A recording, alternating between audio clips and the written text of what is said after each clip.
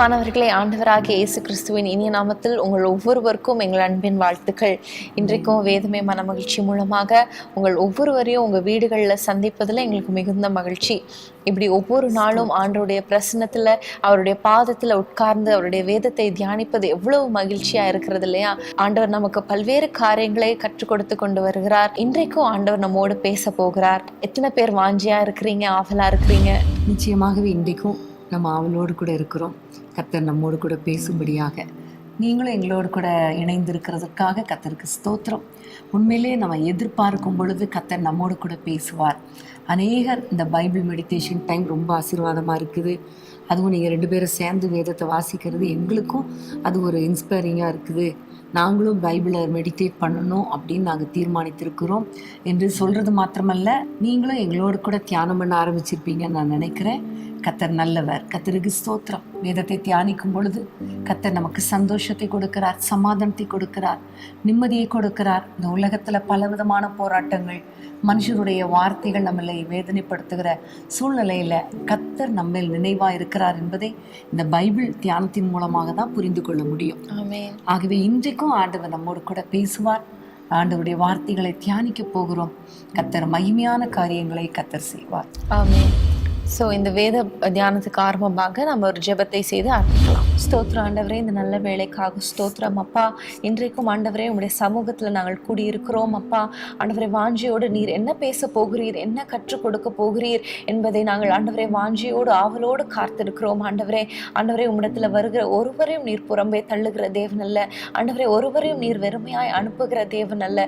இன்றைக்கு உம்முடைய வார்த்தைகளை எங்களுக்கு தந்து ஆண்டவரே எங்களுடைய ஆத்ம தாகத்தை நீர் தீர்க்க வேண்டும் என்று நாங்கள் ஜெபிக்கிறோம். உமக்கு பிரியமானவர்களா எங்களை உருவாக்க வேண்டும் என்று நாங்கள் ஜெபிக்கிறோம் அப்பா. உம்முடைய வசனத்தினால் எங்களை புடமிட்டு ஆண்டவரை யோசேப்பை ஆசீர்வதித்தது போல ஆண்டவரை எங்களையும் பரிசுத்தமாக்கி புடமிட்டு ஆண்டவரை உமக்கு ஏற்ற பாத்திரமாக நீர் எங்களை வணைந்து கொள்ள வேண்டும் என்று நாங்கள் ஜெபிக்கிறோம். தாழ்த்தி உங்க கையில ஒப்பு கொடுக்கிறோம். இயேசுவின் நாமத்தில் பிதாவே, ஆமேன். ஆமேன்.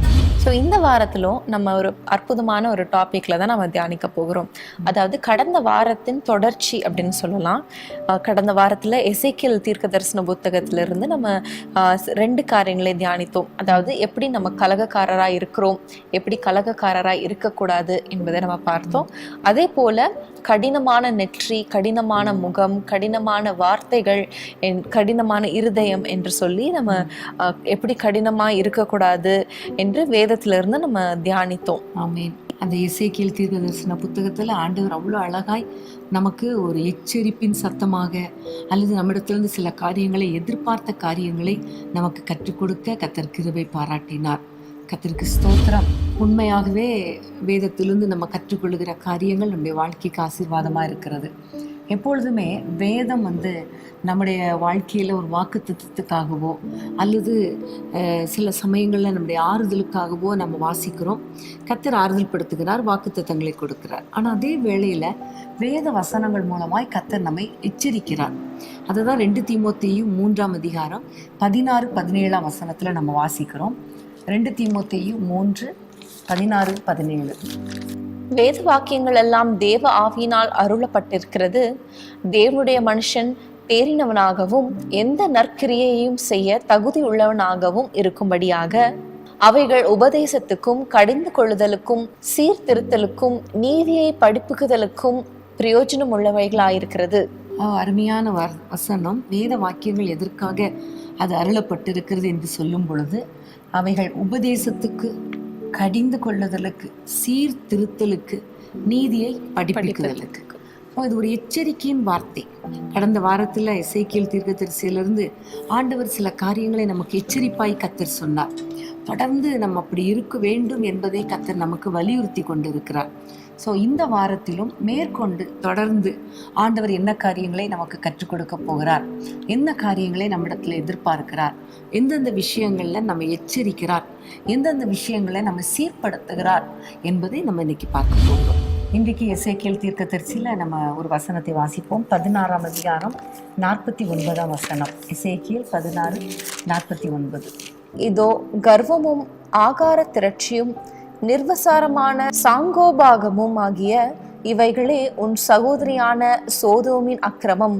இவைகளே அவளிடத்திலும் அவள் குமாரத்திகளிடத்திலும் இருந்தன. சிறுமையும் எளிமையுமானவனுடைய கையை அவள் பலப்படுத்தவில்லை. இந்த வசனத்துல இருந்து ஆண்டவர் வெறுக்கிற ஒரு காரியங்கள்ல ஒன்று கர்வம். கர்வம் அப்படின்னா தெரியும், மேட்டிமை, பெருமை, அகந்தை என்று சொல்லலாம். அப்ப ஆண்டவருக்கு பிடிக்காத ஒண்ணுன்னா அது மனமேட்டிமை தான், கர்வம் தான். உண்மையிலே ஆண்டவர் சொல்கிறார், பெருமை உள்ளவர்களுக்கு தேவன் எதிர்த்து நிற்கிறார். எல்லா பாவத்தையும் ஆண்டவர் மன்னிச்சிருவாரு. ஆனா பெருமையா இருந்தா அதை ஆண்டவர் மன்னிக்கவே மாட்டார், கீழே கண்டிப்பா விழ தள்ளிடுறாரு. உடனே அதுவும் அந்த பனிஷ்மெண்ட் உடனே இருக்கும். ஆமா, பாபெல் கோபுரத்தை கட்டி அவங்க பெருமையாய் பேசும்பொழுது, நேபுகாத் நேச்சார் அவர் பெருமையாய் பேசும்போது உடனே அவர் தள்ளினார் என்பதை நம்ம பார்க்கிறோம். அப்போ எப்பொழுதுமே நம்முடைய வாழ்க்கையில ஆண்டவருக்கு விருப்பம் இல்லாத இந்த கர்வம் நம்முடைய வாழ்க்கையில காணப்படவே கூடாது. இது ஒரு பாவம், ஒரு அக்கிரமம் என்று ஆண்டவர் சொல்லுகிறார். இதை இன்னும் கொஞ்சம் டீட்டெயிலா பார்க்கலாம். 28ஆம் அதிகாரத்துக்கு நம்ம திருப்பிக் கொள்வோம். 2ஆம் வசனம், எசேக்கியேல் 28:2. மனுபுத்திரனே, நீ தீருவின்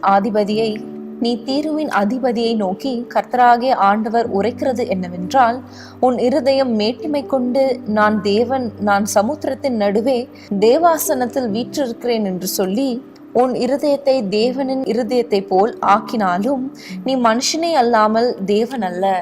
அப்போ நிறைய விதங்கள்ல பெருமை வந்து விடுகிறது இருதயத்துக்குள்ளே. ஸோ இன்னைக்கு நம்ம பெருமைன்னு அப்படி பார்க்காம எந்தெந்த காரியங்கள்ல பெருமை நம்ம படுகிறோம். உதாரணமாக பார்த்தா ஒவ்வொருவருக்கும் ஒவ்வொரு விதத்தில் ஒரு பெருமை, குடும்பத்தை குறித்த பெருமை, இப்படி நிறைய சொல்லிகிட்டே போகலாம். பைபிளில் இருந்து எந்தெந்த காரியங்களில், அதுவும் இந்த எசேக்கியேல் தீர்க்க தரிசன புத்தகத்தில் எந்தெந்த காரியங்களில் நம்ம பெருமை கொள்ளக்கூடாது அல்லது நம்ம பெருமை கொள்கிறோம் என்பதை ஆண்டவர் நமக்கு கற்றுக் கொடுக்க விரும்புகிறார். அதை நம்ம கற்றுக்கொள்ள போகிறோம். இங்கே பார்க்கிறோம், நீ தேவாசனத்தில் வீற்றிருக்கிறாய். அப்போ ஆண்டவர் ஒரு உயர்ந்த ஸ்தானத்தில் உட்கார வைத்திருக்கிறார், ஒரு நல்ல ஒரு பொசிஷனில் வைத்திருக்கிறார். ஆனா இவனுக்குள்ள என்ன வந்துருது? இருதயத்துல மேட்டிமை. அப்போ மேட்டிமை வந்ததுனால நான் உயர்ந்த ஸ்தானத்துல இருக்கிறேன், நான் எங்க இருக்கேன் தெரியுமா அப்படிங்கிற மாதிரி ஒரு பெருமை கொள்கிறான். ஆனா ஆண்டவர் சொல்கிறார், நீ எங்கதான் உட்கார்ந்துருந்தாலும், உன்னை எவ்வளவு உயர்த்தி வைத்திருந்தாலும் நீ மனுஷன்தான், நீ ஒன்றும் தேவர் கிடையாது. அதனால உன்னுடைய இருதயத்துல நீ மேட்டிமையா இருக்கிறதுனால ஆண்டவர் சொல்லுகிறார், தொடர்ந்து நம்ம பார்க்கும் பொழுது, நீ உன்னுடைய மேட்டிமையினால நீ அழிந்து போவாய் என்று கர்த்தர் சொல்லுகிறதை நம்ம பார்க்கிறோம். இதே அதிகாரம் 14ஆம் வசனத்தை வாசிப்போமா? நீ காப்பாற்றுவதற்காக அபிஷேகம் பண்ணப்பட்ட கேரூப், தேவனுடைய பரிசுத்த பர்வதத்தில் உன்னை வைத்தேன், அக்னிமயமான கற்களின் நடுவே உலாவினாய். இதையும் பார்க்கிறோம். இவர் ஒரு கேரூப், காப்பாற்றுகிறதற்காக, ஜனங்களை காப்பாற்றுகிறதற்காக ஒரு நோக்கத்தோடு சிருஷ்டிக்கப்பட்ட ஒரு கேரூப். தேவனுடைய பரிசுத்த பர்வதத்தில் வாசமாயிருக்கிறார், உலாவ வைக்கிறார் அங்க. இதை சொல்லும் போதே நமக்கு கூட ஞாபகத்துக்கு வருது ஆதாம் ஏவாள். அவங்கள ஒரு நல்ல ஒரு தோட்டத்தில் அழகா உருவாக்கி வைத்து அவர்களோடு கூட ஆண்டவர் உலாவி வந்தார்.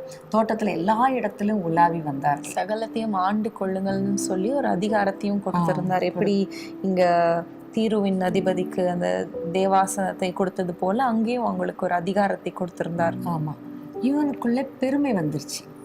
நான் தேவாசனத்துல உட்கார்ந்து இருக்கிறேன், பரிசுத்த பர்வதத்துல இருக்கிறேன், அந்த இடத்துலலாம் இருக்கேங்கிற ஒரு பெருமை. இது பொசிஷனை குறித்த ஒரு பெருமையை நம்ம பார்க்கிறோம். ஸோ அதனால்தான் ஆண்டவர் சொல்லுகிறார், 16ஆம் வசனத்தை வாசிக்கும் போது, உன் வியாபாரத்தின் மிகுதியினால் உன் கொடுமை அதிகரித்து நீ பாவம் செய்தாய், ஆகையால் நான் உன்னை தேவனுடைய பர்வதத்திலிருந்து ஆகாதவன் என்று தள்ளி காப்பாற்றுகிற கேரூபாய் இருந்த உன்னை அக்னிமயமான கற்களின் நடுவே இராதபடிக்கு அழித்து போடுவேன். எவ்வளோ ஒரு பயங்கரமான ஒரு வசனம் இல்லையா? அவ்வளோ உயர்ந்த பர்வதத்துல, பரிசுத்த பர்வதத்துல வைக்கிறாரு. ஆனா அவனுக்குள்ளே ஒரு பெருமை வந்ததுனால, இருதயம் மேட்டிமை கொண்டதுனால ஆண்டவர் சொல்லுகிறார், அந்த இடத்துல உன்னை கீழே தள்ளிடுவேன், உன்னை அழித்து போடுவேன் என்று கர்த்தர் சொல்லுகிறார். ஸோ பிரியமானவர்களே, இன்றைக்கு ஆண்டவர் நமக்கு நிறைய பொசிஷனை கர்த்தர் கொடுத்திருக்கலாம், உயர்த்தி வைத்திருக்கலாம். எங்கேயோ கிடந்த நம்மை கர்த்தர் அழகாய் உயர்த்தி வைத்திருக்கலாம். அனாந்தரமான வாழ்க்கை வாழ்ந்து கொண்டிருந்த நமக்கு கர்த்தர் ஆசீர்வாதங்களை கொடுத்து உயர்த்தி வைத்திருக்கலாம். ஆனால் அந்த உயர்வில் ஆண்டவரை துதிக்கணுமே தவிர கர்வம் கொள்ளக்கூடாது. பெருமை கொள்ளக்கூடாது. நிறைய பேருக்கு நல்ல கம்பெனியில் நல்ல வேலையை கொடுத்துருப்பார், அவங்க நல்ல பொசிஷனில் இருப்பாங்க. ஆனால் ஆண்டவர் எனக்கு இந்த பொசிஷனை கொடுத்தார் என்று சொல்லாமல் என்னுடைய திறமையினால், என்னுடைய ஞானத்தினால அப்படின்னு நம்ம சொல்லிட்டு இருக்கக்கூடாது. அது மாத்திரமல்ல, நம்முடைய பொசிஷனை குறித்த பெருமை வரக்கூடாது. கர்த்தர் உயர்த்தி வைத்திருக்கிறார்னா நம்ம தாழ்மை உள்ளவர்களாய் நடந்து கொள்ளணும் என்பதை கர்த்தர் எதிர்பார்க்கிறார். ஸோ இன்னைக்கு அந்த உங்களுடைய வாழ்க்கையில் கூட பொசிஷனை குறித்த பெருமை ஒருத்தர் கூட இருக்கக்கூடாது என்பதை கர்த்தர் நமக்கு கற்றுக் கொடுக்கிறார். இதே மாதிரி ஒரு சம்பவத்தை தான் நம்ம ஏசாயால பார்க்கிறோம். ஏசாயா 14:12-15 வரைக்கும் வாசிக்கலாமா? அதிகாலையின் மகனாகிய விடிவெளியே, நீ வானத்திலிருந்து விழுந்தாயே. ஜாதிகளை ஈனப்படுத்தினவனே, நீ தரையிலே விழ வெட்டப்பட்டாயே. நான் வானத்துக்கு ஏறுவேன், தேவனுடைய நட்சத்திரங்களுக்கு மேலாக என் சிங்காசனத்தை உயர்த்துவேன். வடபுறங்களில் உள்ள ஆராதனை கூட்டத்தின் பர்வதத்திலே வீற்றிருப்பேன் என்றும், நான் மேகங்களுக்கு மேலாக உன்னதங்களில் ஏறுவேன், உன்னதமானவருக்கு ஒப்பாவேன் என்று நீ உன் இருதயத்தில் சொன்னாயே. ஆனாலும் நீ அகாதமான பாதாளத்திலே தள்ளுண்டு போனாய். இங்க பார்க்கிறோம், அதிகாலையின் மகனே, விடிவெள்ளி நட்சத்திரமே என்று சொல்லப்பட்டிருக்கிறது. இது ஆண்டவர் வானத்தில் முதல்ல பார்க்கும் பொழுது ஒரு நல்ல ஒரு தூதனுக்கு இப்படிப்பட்ட பொசிஷனை கொடுத்து கர்த்தர் வைத்திருந்தார். ஆனால் அவனுக்குள்ளே ஒரு எண்ணம், நான் ஆண்டவருக்கு மேலாக நான் மாறுவேன், என்னுடைய சிங்காசனத்தை ரொம்ப மேலே நான் உயர்த்துவேன். ஆராதனை கூடத்தில் ஆண்டவர் தான் இருப்பார். ஆனால் அவருக்கு மேலே ஆராதனை கூட்டத்தில் பர்வதத்துக்கு மேலாக, அதாவது ஆண்டவருக்கு மேலேயே நான் வீற்றிருப்பேன் என்று சொன்னதுனால ஆண்டவர் கீழே விழத்தள்ளிறார். அந்த கீழே விழுந்த தூதன் தான் பிசாசு என்றும் வலுசர்ப்பம் என்றும் லூசிஃபர் என்றும் சொல்லப்படுகிறது. ஸோ நம்முடைய வாழ்க்கையில் ஆண்டவர் நம்மை உயர்த்தி வைக்கும் பொழுது ஆண்டவரை துதிக்கணுமே தவிர ஆண்டவருக்கு விரோதமாக கூட இருதயத்தில் மேட்டுமை கொள்ளக்கூடாது. அதனால் இன்னைக்கு பிரியமானவர்களே, உங்களுக்கு கற்றுக் கொடுக்குற காரியம், உங்களுடைய பொசிஷன் அல்லது உங்களுடைய ஸ்தானத்தை குறித்து, நீங்கள் இன்றைக்கு இருக்கிற நல்ல ஒரு நிலைமையை குறித்து நீங்கள் இருதயத்தில் பெருமை கொள்ளவே கூடாது. பெருமை கொண்டா அடுத்த நிமிஷமே கீழே விழத்தள்ளுவோம் என்பது இந்த 2 சம்பவத்திலிருந்தும் நம்ம அறிந்து கொள்ளுகிறோம். கர்த்தருக்கு ஸ்தோத்திரம். திரும்பவும் நம்ம எசேக்கியேல் தீர்க்கதரிசி 28ஆம் அதிகாரத்துக்கு வேதத்தை நாம் திறந்து கொள்வோம். எசேக்கியேல் 28:3-4 இதோ, தானியேலை பார்க்கிலும் நீ ஞானவான், இரகசியமானதொன்றும் உனக்கு மறைபொருள் அல்ல. நீ உன் ஞானத்தினாலும் உன் புத்தியினாலும் பொருள் சம்பாதித்து பொன்னையும் வெள்ளியையும் உன் பொக்கிஷ சாலைகளில் சேர்த்து கொண்டாய். இங்க பார்க்கிறோம், அந்த தீருவின் அதிபதியுடைய இன்னொரு ஒரு காரியம் என்னன்னா, முதல்ல உயர்ந்த ஸ்தானம், 2வதா பார்க்கும்போது விசேஷித்த ஞானத்தை கர்த்தர் கொடுத்திருந்தார். அந்த ஞானத்தை குறித்து சொல்லும் பொழுது, தானியேலை விட நீ ஞானவான், தானியேலுக்குள்ள 10 மடங்கு ஞானம் இருந்துச்சு. ஸோ நீ ஞானவான். ஸோ இந்த ஞானத்தினால அவருக்கு ஒரு பெருமை இருந்துச்சு. ஸோ ஆண்டவர் அந்த பெருமையும் ஆண்டவர் அழித்து போட்டார். பிரியமானவர்களே, உங்களுக்கு கூட கர்த்தர் நல்ல ஞானத்தை கொடுத்துருக்கலாம். படிக்கிற பிள்ளைங்க, ஒருவேளை நீங்கள் எங்களோடு கூட இணைந்திருந்தா ஆண்டவர் உங்களுக்கு நல்ல ஞானத்தை கொடுத்துருக்கலாம். ஆனால் அந்த ஞானத்தை குறித்து நீங்கள் பெருமை பாராட்டக்கூடாது. தொழில் செய்கிறவங்க, வேலை செய்கிறவங்க, அந்த ஞானத்தினால நிறைய செல்வத்தை, பணத்தை நீங்கள் சம்பாதித்து கொண்டு இருக்கலாம். கர்த்தருக்கு ஸ்தோத்திரம். ஆனால் அந்த ஞானத்தை கொடுத்த ஆண்டவரை நீங்கள் ஸ்தோத்திரம் பண்ணணுமே தவிர, அந்த என்னுடைய ஞானம் தான், என்னுடைய கல்வி அறிவு தான், அப்படி நம்ம பெருமை பாராட்டக்கூடாது. வேதம் சொல்லுகிறது, கர்த்தருக்கு பயப்படுதல் தான் ஞானத்தின் ஆரம்பம். ஸோ கர்த்தருக்கு பயப்பட இன்னும் ஞானத்தை கொடுப்பார். ஞானத்தை குறித்து நம்ம பெருமை பாராட்டினா கீழே தான் விழணும். ஆகவே ஞானத்தை குறித்து நீங்க பெருமை பாராட்டாதீங்க. அடுத்ததாக பார்த்தோன்னா, அதே வசனங்கள்ல நம்ம இப்போ வாசிச்ச வசனங்கள்ல, நீ உன் ஞானத்தினாலும் உன் புத்தியினாலும் பொருள் சம்பாதித்து பொன்னையும் வெளியையும் உன் பொக்கிஷ சாலைகளில் சேர்த்து கொண்டாய். உன் வியாபாரத்தினாலும் உன் மகா ஞானத்தினாலும் உன் பொருளை பெருக பண்ணினாய். உன் இருதயம் உன் செல்வத்தினால் மேட்டுமை ஆயிற்று. பிரியமானவர்களே, இந்த வசனத்துல நம்ம பார்த்தது போல ஒரு பக்கம் ஞானத்தினால கர்வம், அடுத்தது பார்க்கிறோம் ஞானத்தினால பொருள் சம்பாதித்து, அதாவது அவங்களுடைய ஐஸ்வர்யத்தை குறித்துதான ஒரு பெருமை. அந்த ஒரு ஐஸ்வர்யவானை குறித்து கூட நம்ம பார்க்கிறோம் இல்லையா? நான் இவ்வளோ பணங்களை சேர்த்து வச்சிருக்கிறேன், இவ்வளவு தானியத்தை சேர்த்து வச்சிருக்கிறேன் அப்படின்னு சொல்லி அவங்க ஆத்மாவை குறித்து பெருமையாக பேசுவாரு. ஸோ ஐஸ்வர்யத்தை குறித்ததான பெருமையை நம்ம இங்க பார்க்கிறோம். ஆமா, அந்த அந்த செல்வந்தனை குறித்து சொல்லும் பொழுது நிறையா எல்லாத்தையும் சேர்த்து வச்சுட்டேன், எனக்கிட்ட இல்லாதது எதுவுமே கிடையாது, ஆத்மாவே நீ நல்லா புசித்து திருப்தியாகுன்னு சொல்லும்போது தான் ஆண்டவர் சொல்லுவார், மதியேடனே இன்னைக்கு உன் ஆத்மா எடுக்கப்பட்டா என்ன பண்ணுவேன், இந்த செல்வத்தினால ஒன்றுமே இல்லையே, ஒரு பிரயோஜனம் இல்லையே அப்படின்னு ஆண்டவர் சொல்கிறத பார்க்குறோம். இதே போல தான் நேபுகாத் நேச்சாரை குறித்து நம்ம பார்க்குறோம். தானியேல் 4ஆம் அதிகாரத்தில் நம்ம நேபுகாத் நேச்சாரை குறித்து பார்க்கிறோம். 30ஆம் வசனத்தையும் 31ஆம் வசனத்தையும் வாசிக்கலாமா? தானியேல் 4:30-31. இது என் வல்லமையின் பராக்கிரமத்தினால் என் மகிமை பிரதாபத்துக்கென்று ராஜ்யத்துக்கு அரண்மனையாக நான் கட்டின மகா பாபிலோன் அல்லவா என்று சொன்னான். இந்த வார்த்தை ராஜாவின் வாயில் இருக்கும் போதே வானத்திலிருந்து ஒரு சத்தம் உண்டாகி, ராஜாவாகிய நேபுகாத் நேச்சாரே, ராஜபாரம் உன்னை விட்டு நீங்கிற்று. அந்த வசனத்துல நம்ம பார்க்கும்போது அந்த வசனத்துல போட்டிருக்கு அந்த வார்த்தைகள் அவனுடைய வாயில் இருக்கும் பொழுதே, அப்படின்னா அந்த பேசி கூட அந்த சென்டென்ஸை கம்ப்ளீட் பண்ணல என்பதை நம்ம அறிந்து கொள்ளலாம். அதற்குள்ளாக அவ்வளோ பெரிய தண்டனை ஆண்டவர் அவங்களுக்கு கொடுத்தார். ஆமென். காரணம் பெருமை. நான் கட்டின மகாபாபிலோன் அல்லவா, ஆண்டவர் அவர் உயர்த்திருந்திருக்கலாம், ஆண்டவர் தானே எனக்கு இவ்வளோ செல்வத்தை கொடுத்தார் என்றெல்லாம். ஆனால் நான் கட்டின, நான் எப்பவுமே நான் அப்படிங்கிற ஒரு வார்த்தை வந்துச்சுனாலே அது ஆண்டவருக்கு பிடிக்காது. குடும்பத்தில் கூட நான் என்னால் தான் இந்த வீட்டை கட்டினேன் அப்படின்லாம் சொன்னால் அது ஆண்டவருக்கு விருப்பமே கிடையாது. நிறைய குடும்பங்களில் மனைவிகள் வேலைக்கே போயிருக்க மாட்டாங்க, ஆனால் அவங்க என்ன சொல்லுவாங்கன்னா, நான் வீட்டை கட்டினேன் அப்படிம்பாங்க. எங்கேருந்து பணம் வந்துச்சு? அட்லீஸ்ட் என்னுடைய கணவர் சம்பாதிச்சு கட்டினாருன்னா கூட பரவாயில்ல, ஆனால் நான் கட்டினேம்பாங்க, நான் தான் என் பிள்ளைங்களை படிக்க வச்சேம்பாங்க. இப்படிப்பட்ட காரியங்கள், இப்படிப்பட்ட வார்த்தைகள் எல்லாம் கர்த்தருக்கு ரொம்ப அருவருப்பானது. அதனால தான் வாயில் வார்த்தை இருக்கும் பொழுதே தண்டனை வந்துருச்சு. இன்னொரு சம்பவத்தை பார்க்கும் பொழுது எனக்கு இப்போ ஞாபகத்துக்கு வருகிறது. மீகாள் தன்னுடைய கணவனாகிய தாவீது ராஜா நல்லா நடனம் ஆடிட்டு வர்றாரு. அவர் ஒரு பெரிய ராஜா, அவருக்கு நல்ல செல்வம்லாம் இருக்குது. அவர் அதை குறித்து பெருமை பாராட்டலை. தேவனுடைய பெட்டிக்கு முன்பாக சந்தோஷத்தோடு கர்த்தரை துதித்து பாடி ஆராதித்து கொண்டு இருக்கிறார். கர்த்தர் எவ்வளோ பெரிய வெற்றியை கட்டளையிட்டார், பெலிஸ்தரை கர்த்தர் முறியடித்தாரே என்கிற ஒரு சந்தோஷத்தோடு ஆடி பாடி கர்த்தரை மைமைப்படுத்திட்டு இருக்கார்.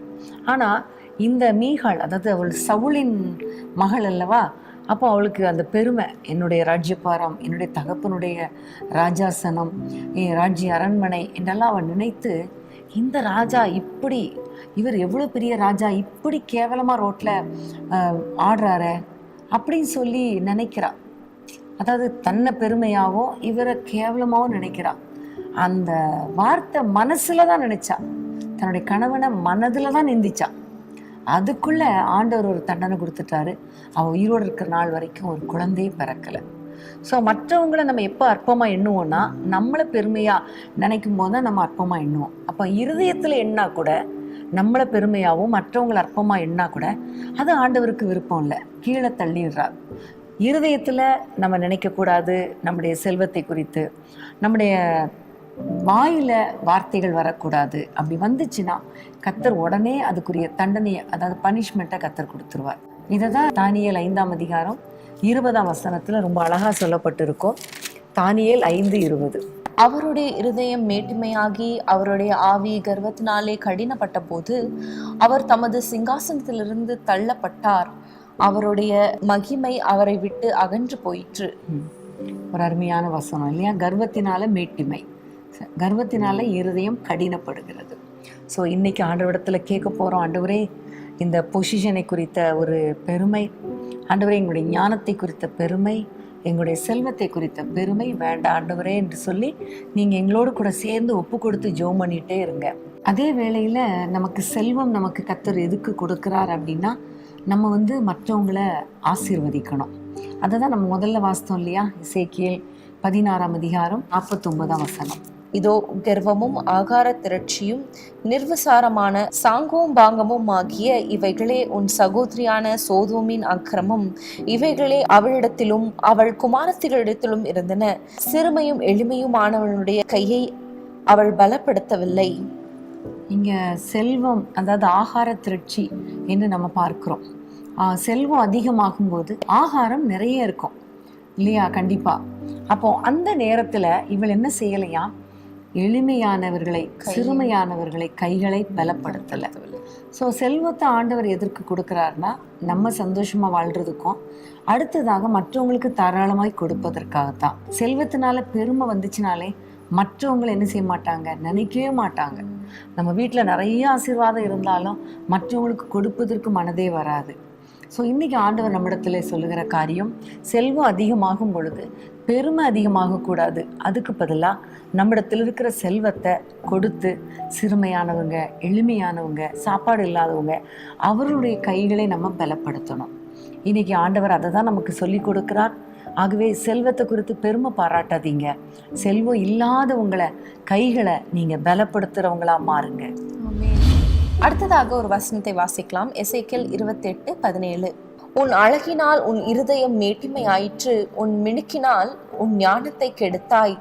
உன்னை தரையிலே தள்ளி போடுவேன், ராஜாக்கள் உன்னை பார்க்கும்படி உன்னை அவர்களுக்கு முன்பாக வேடிக்கையாக்குவேன். இங்கே பார்க்குறோம், அழகினால ஒரு மேட்டிமை. எவ்வளோ அழகாக ஆண்டவர் கற்றுக் கொடுக்குறார் இல்லையா? அப்போ கர்வம் அல்லது மேட்டுமைங்கிற தலைப்பில் பார்க்கும் பொழுது நம்ம பெருமை அப்படின்னா ஒரே இதில் நினைக்கிறோம். ஆனால் கொஞ்சம் கொஞ்சமாக நம்ம ஆராய்ந்து பார்த்தா, இதை தியானித்து பார்த்தா ஒவ்வொரு காரியங்களாக கர்த்தர் பேசி கொண்டு இருக்கிறார். ஸோ இதில் பார்க்குறோம், அழகினால மேட்டிமை, நல்ல ஒரு ஷைனிங்காக, அழகாக, கலராக நல்லா இருக்கிறோம் அப்படிங்கிற ஒரு பெருமை. அந்த பெருமை இருந்தாலே ஆண்டவர் சொல்கிறார், கீழே தள்ளி போட்டுருவேங்கிறார். கீழே தள்ளி போட்டுருவேன். அதாவது நீதிமொழிகளில் ஒரு அருமையான வசனம் உண்டு, அழகும் வீண், சௌந்தரியம் வஞ்சனை உள்ளது, கர்த்தருக்கு பயப்படுகிற ஸ்திரீயே புகழப்படுவாள். இந்த உலகத்தில் அழகு அழகுன்னு நிறைய பேர் பார்த்துட்டு இருக்கோம். ஆனால் ஒரு நாள் வரும் பொழுது அந்த அழகு வீணாக போயிடும். ஆனால் உள்ளத்தில் இருக்கிற அழகு தான் ஆசீர்வாதமாக இருக்கும். அப்போது வெளி அழகை குறித்து நம்ம பெருமை பாராட்டவே கூடாது. அந்த அழகு ஆண்டவர் நமக்கு கொடுக்குற ஒரு ஆசீர்வாதம். அப்போ ஒவ்வொருவரையும் ஒவ்வொரு விதமாக படைத்திருக்கிறார். அதனால நான் அழகாக இருக்கேன் அப்படிங்கிற ஒரு பெருமை, என்னை போல யார் இருக்கிறாங்க அழகுலையும், வளர்த்திலையும், உயரத்திலும், கலர்லையும் என்ன மாதிரி வேற யார் இருக்காங்க, என்ன மாதிரி அழகு யாராவது உண்டா அப்படிங்கிற ஒரு பெருமை வந்துச்சுனாலே அடுத்தது நீங்கள் புரிஞ்சுக்கோங்க, கீழே விழ தள்ளிடுவார் ஆண்டவர். ஆமென். அதனால் ஒரு நாளும் அழகை குறித்து கண்ணாடியில் போய் நிற்கும்போது எவ்வளோ அழகாக இருக்கேன் அப்படி சொல்லாதீங்க. ஏசப்பா, நீங்கள் உம்முடைய சாயலாக என்னை படைத்திருக்கிறீங்களே, உமக்கு ஸ்தோத்திரம்னு சொல்லுங்க. கர்த்தர் கண்டிப்பாக உங்களை ஆசீர்வதித்து உயர்த்துவார். ஆமென். அடுத்ததாக நம்ம பார்க்க போகிற காரியம் எசேக்கியேல் 31ஆம் அதிகாரத்துக்கு நம்ம திருப்பிக் கொள்வோம். அதில் 31ஆம் அதிகாரம் 9ஆம் 10ஆம் வசனத்தை வாசிப்போம். அதன் கிளைகளின் திரளினால் அதை அலங்கரித்தேன். தேவனுடைய வனமாகிய ஏதேனின் விருட்சங்கள் எல்லாம் அதன் பேரில் பொறாமை கொண்டன. ஆகையால் கர்த்தராகிய ஆண்டவர் சொல்லுகிறது என்னவென்றால், அது தன் வளர்த்தியிலே மேட்டுமையாகி கொப்புகளின் தழைகளுக்குள்ளே தன் நுனி கிளையை ஓங்க விட்டபடியினாலும், அதன் இருதயம் தன் மேட்டிமையினால் உயர்ந்து போனபடியினாலும், நான் அதை ஜாதிகளில் மகா வல்லமையுள்ளவன் கையிலே ஒப்பு கொடுத்தேன். அவன் தனக்கு இஷ்டமானபடி அதற்கு செய்வான். அதனுடைய அக்கிரமத்தின் நிமித்தம் அதை தள்ளி போட்டேன். ஜாதிகளில் வல்லவராகிய அந்நிய தேசத்தார் அதை வெட்டி போட்டு விட்டு போனார்கள். அதன் கொப்புகள் மலைகளின் மேலும் சகல பள்ளத்தாக்குகளிலும் விழுந்தன. அதன் கிளைகள் தேசத்தினுடைய எல்லா ஆறுகளின் அருகே முறிந்தன. பூமியில் உள்ள ஜனங்கள் எல்லாரும் அதன் நிழலை விட்டு கலைந்து போனார்கள். இங்கே பார்க்கும் பொழுது ஒரு மரத்தை குறித்து சொல்லப்பட்டிருக்கிறது. ஒரு கேதுரு மரம். அந்த மரம் நல்ல தண்ணீருள்ள இடத்துல நடப்படுகிறது. அதில் நிறைய கொப்புகள் வருகிறது, கிளைகள் வருது, அது நிமித்தம் கனிகள் வருது. நல்ல வளர்ச்சி. அது மாத்திரமல்ல, அதோடைய நுனி மேலே வரைக்கும் நல்ல ஓங்கி, மற்ற மரங்களை விட நல்ல ஓங்கி வளருகிறது. இந்த அதிகாரம் ஃபுல்லாகவே வாசித்து பார்த்தா அந்த நிழலில் நிறைய பேர் தங்கி இருக்கிறாங்க. நிறைய ஆகாயத்து பறவைகள் அதில் குடியிருக்கிறாங்க. நிறைய பேருக்கு அந்த கனிகள் கூட உணவாக இருந்திருக்கலாம். அவ்வளோ ஒரு ஆசீர்வாதமாக இருக்குது. ஆனால் இவ்வளோ ஆசீர்வதிக்கப்பட்ட இந்த மரம் தன்னுடைய கிளைகள் உயரமாக இருக்கிறதுனால, அதோடைய நுனி அப்படியே உயரமாக ஓங்கி வளர்ந்ததுனால இந்த மரத்துடைய இருதயம் மேட்டிமை கொண்டதான். அந்த மேட்டிமை வந்ததுனால ஆண்டவர் என்ன சொல்லுகிறார்? அதை வெட்டும்படி நான் ஒப்பு கொடுத்தேன், அவர்கள் வெட்டி போட்டார்கள். இதை குறித்து சொல்லும் பொழுது 14ஆம் வசனத்தை வாசிக்கும் போது, தண்ணீரின் ஓரமாய் வளருகிற எந்த விருட்சங்களும் தங்கள் உயர்த்தினாலே மேட்டிமை கொள்ளாமல் அந்த வசனத்தை தொடர்ந்து பார்த்தா தங்கள் மேல் நம்பிக்கை வைக்காமல் இருக்க வேண்டும் என்று நம்ம வாசிக்கிறோம். ஸோ தண்ணீர்கள் அண்டையில் அப்படின்னு சொல்லும் பொழுது பரிசுத்த ஆவியானவருடைய ரட்சிப்பு, அபிஷேகத்தை குறிக்கிறது. அப்போ ஆண்டவர் ஒவ்வொரு நாளும் நமக்கு தண்ணி கொடுப்பது போல ரட்சிப்புக்குள்ளே நடத்தி, அபிஷேகத்துக்குள்ளே நடத்தி, அது மாத்திரமல்ல, சங்கீதம் 1 பார்க்குறோம், வசனத்தின்படி வாழ்கிறவன் இலையுதிராதிருக்கிற மரத்தை போல இருப்பான். ஸோ வசனமாகிய ஆகாரத்தை உட்கொண்டு நல்லா வளர வைக்கிறார். நல்ல ஆவிக்குரிய வாழ்க்கையில் நல்லா வளர வைக்கிறார். கனி கொடுக்கிற ஒரு அனுபவம், நல்ல இலைகள் எல்லாம் பச்சையாக இருக்கிற அனுபவம், இப்படிப்பட்ட ஒரு ஆவிக்குரிய அனுபவங்களை கொடுக்கும் பொழுது நிறைய பேர் நிழல்ல தங்கி இருக்கிறாங்க. அப்போ ஆண்டவர் நம்மை பயன்படுத்தும் பொழுது, ஆவிக்குரிய வாழ்க்கையில உயர்த்தும் போது, கர்த்தர் நம்மை வளர செய்யும் போது நிறைய பேர் சொல்லுவாங்க, எனக்காக ஜெபம் பண்ணுங்க, எனக்காக இந்த பிரச்சனைக்காக ஜெபம் பண்ணிக்கோங்கம்பாங்க. அதுக்காகவே நம்மை தேடி நிறைய பேர் வருவாங்க.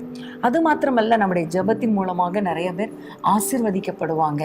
நம்முடைய வார்த்தைகள் மூலமா, தேவனுடைய வார்த்தையை, வசனத்தை சொல்றதுனால அதை தேடி நிறைய பேர் வருவாங்க. ஆனா இந்த அளவுக்கு கர்த்தர் உயர்த்தி வைக்கும் போது இந்த மரம் மேட்டிமை கொண்டது என்று பார்க்கிறோம். இதே போல ஆண்டவர் ஆவிக்குரிய வாழ்க்கையில நம்ம உயர்த்தும் பொழுது நம்முடைய இருதயத்துல, என்னுடைய ஜெபத்தினாலதான், என்னுடைய உபவாசத்தினாலதான், என்னுடைய பேச்சு திறமையினால்தான், என்னுடைய வசன அறிவினாலதான் இப்படி இவ்வளோ பேருக்கு நான் ஆசீர்வாதமா இருக்கிறேன்னு ஒரு இருதயத்துல மேட்டிமா வந்துட்டா போதும், அவ்வளவுதான். வேதம் சொல்லுகிறது, நான் எல்லார்கிட்டையும் ஒப்பு கொடுத்துட்டேன், அவர்கள் அந்த மரத்தை வெட்டி போட்டார்கள். இன்னைக்கு நம்ம ஆண்டவரிடத்துல ஜெபம் பண்ணணும். ஆண்டவரே, என்னுடைய ஆவிக்குரிய வளர்ச்சியை குறித்து நான் ஒரு நாளும் பெருமை பாராட்ட மாட்டேன். நீர் எனக்கு கொடுத்த அபிஷேகத்தை குறித்து, ரட்சிப்பை குறித்து, ஆவியின் வரங்கள், கனிகளை குறித்து நான் பெருமை பாராட்ட மாட்டேன்ப்பா என்று சொல்லி நம்ம அதிகமாக ஜெபிக்கணும். இதை குறித்து சொல்லும் பொழுது உபாகமத்தில் ஒரு வசனம் ஞாபகத்துக்கு வருகிறது. உபாகமம் 32:13 வசனம். பூமியில் உள்ள உயர்ந்த ஸ்தானங்களின் மேல் அவனை ஏறி வர பண்ணினார், வயலில் விளையும் பலனை அவனுக்கு புசிக்க கொடுத்தார், கண்மலையில் உள்ள தேனையும் கற்பாறையில் இருந்து வடியும் எண்ணெயையும் அவன் உண்ணும்படி செய்தார். இந்த வசனத்துல நம்ம பார்க்கும் பொழுது யாக்கோபை குறித்து சொல்லப்பட்டிருக்கிறது. வனாந்திரத்துல இருந்த யாக்கோபை கர்த்தர் கண்டுபிடித்து, அவனை ஆசீர்வதித்து, அவனை உயர்த்தி, அவனை உயர்ந்த ஸ்தானத்துல வைத்து, கண்மலை தேன் எல்லாவற்றையும் கர்த்தர் கொடுக்கிறார். ஆனால் 15ஆம் வசனம் என்ன சொல்லுகிறது? வாசிப்போமா? யெஷூரன் கொழுத்து போய் உதைத்தான், கொழுத்து ஸ்தூலித்து துண்ணின போது தன்னை உண்டாக்கின தேவனை விட்டு தன் ரட்சிப்பின் கண்மலையை அசட்டை பண்ணினான். அப்போ அவ்வளவு ஒரு ஆசீர்வாதத்தை கொடுத்த பொழுது, உயர்த்தின பொழுது, இந்த யெஷூரன், அதாவது யாக்கோபை குறித்து சொல்லப்பட்டிருக்கிறது, கர்த்தரையே அசட்டை பண்ணுகிறான், கண்மலையாகிய தேவனை அசட்டை பண்ணுகிறான். இஸ்ரவேல் புத்தருடைய வாழ்க்கை உங்களுக்கு தெரியும் இல்லையா? வனாந்திரத்துல நடந்து வந்த பாதைகள்ல அடிக்கடி ஆண்டவரை உதைத்து தள்ளினதையும் அவரை அசட்டை பண்ணினதையும் பார்க்கிறோம். காரணம், எனக்கு இவ்வளோ பெரிய மேன்மை இருக்கிறது அப்படிங்கிற ஒரு பெருமை தான். இன்னைக்கு அன்பான தேவனுடைய பிள்ளைகளே, ஆண்டவர் உங்களை ஆச்சரியமா, எங்கேயோ கிடந்த நம்மை கர்த்தர் தேடி வந்தார், குழியில கிடந்த நம்மை தூக்கி எடுத்தார், ஆண்டவரை பிடித்து கொள்ளக்கூடிய இருதயத்தை கொடுத்தார், அவரை பற்றி கொள்ளக்கூடிய ஒரு இருதயத்தை கர்த்தர் கொடுத்தார். அது மாத்திரமல்ல, நம்மை கண்மலையின் மேல உயர்த்தி வைத்தார். ஆண்டவர் புதுப்பாட்டை பாடக்கூடிய இருதயத்தை கொடுத்தார்.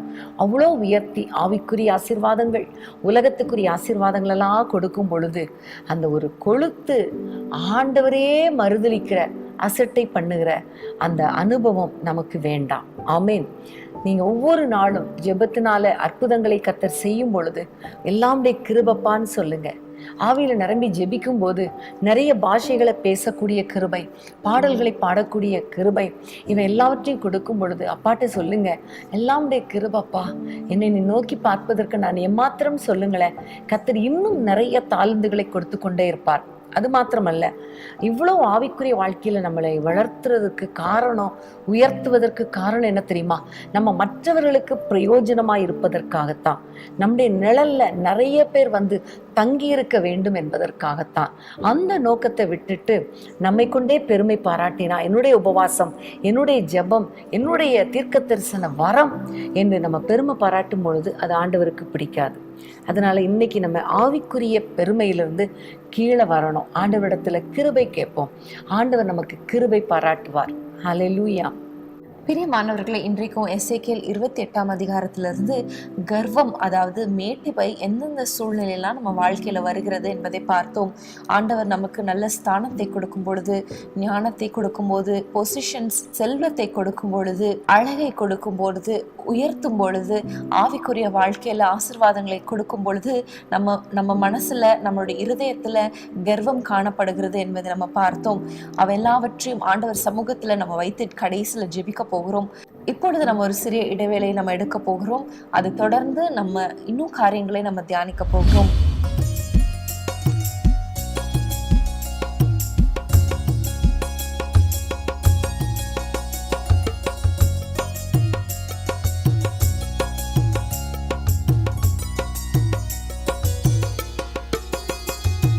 அப்பா, என்னை முழுவதும் அர்ப்பணித்தேனையா, உயிரோடு இருக்கும் நாளெல்லாம் உமக்கு சொந்தமையா. அப்பா, என்னை முழுவதும் அர்ப்பணித்தேனையா, உயிரோடு இருக்கும் நாளெல்லாம் உமக்கு சொந்தமையா. அர்ப்பணித்தேன், நான் அர்ப்பணித்தேன், அர்ப்பணித்தேன், நான் அர்ப்பணித்தேன். ஆவி ஆத்ம சரீரம் அர்ப்பணித்தேனையா, ஆவி ஆத்ம சரீரம் அர்ப்பணித்தேனையா. அப்பா, என்னை முழுவதும் அர்ப்பணித்தேனையா, உயிரோடு இருக்கும் நாளெல்லாம் உமக்கு சொந்தமையா. உள்ளமுடல் எல்லாமே உமக்கு தந்தேனையா, உள்ளமுடல் எல்லாமே உமக்கு தந்தேனையா. கள்ளம் கபடு இல்லாமல் காத்து கொள்ளுமையா, ஒரு கள்ளம் கபடு இல்லாமல் காத்து கொள்ளுமையா. அர்ப்பணித்தேன், நான் அர்ப்பணித்தேன், அர்ப்பணித்தேன், நான் அர்ப்பணித்தேன். ஆவி ஆத்ம சரீரம் அர்ப்பணித்தேனையா, ஆவி ஆத்ம சரீரம் அர்ப்பணித்தேனையா. உலக பெருமை சிற்றின்பம் உதறிவிட்டேனையா, உலக பெருமை சிற்றின்பம் உதறிவிட்டேனையா. கசப்பு வெறுப்பு காயங்கள் கடந்து போனதையா, கசப்பு வெறுப்பு காயங்கள் கடந்து போனதையா. அர்ப்பணித்தேன், நான் அர்ப்பணித்தேன், அர்ப்பணித்தேன், நான் அர்ப்பணித்தேன். ஆவி ஆத்ம சரீரம் அர்ப்பணித்தேனையா, ஆவி ஆத்ம சரீரம் அர்ப்பணித்தேனையா. வாக்குவாதம் பொறாமை தூக்கி எறிந்தேன் நான். ஆண்டவரே சுயாடையாய் அணிந்து கொண்டேன் நான், ஆண்டவரே சுயாடையாய் அணிந்து கொண்டேன் நான். அர்ப்பணித்தேன், நான் அர்ப்பணித்தேன், அர்ப்பணித்தேன், நான் அர்ப்பணித்தேன். ஆவி ஆத்ம சரீரம் அர்ப்பணித்தேனையா, ஆவி ஆத்ம சரீரம் அர்ப்பணித்தேனையா.